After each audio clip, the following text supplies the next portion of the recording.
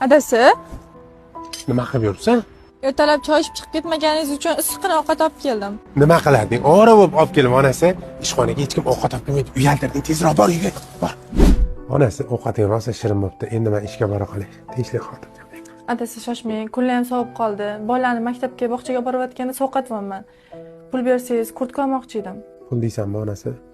Pulim sal kamroq edi, mana shu 350 ming bor. Hozircha shuni olib tur, pulim ko'paysa yaxshirog'ini olib beraman. Bo'lmasa men ketdim onasi. Mana bu kurtka nechi pul ekan? Bu kurtkalarimiz 330 mingdan singlim. O'sha kurtkangizni olib berib yuboring. Kunlar sovib ketganda qara. Kurtka kimniki? Kimdir ketdimi? Onasi kimdir keldimi? Adasi, endigina bozordan kelgandim. Kurtkami? Sizga oldim. Onasi o'zimga kurtka olaman deb pul so'ravding. Nima menga olding?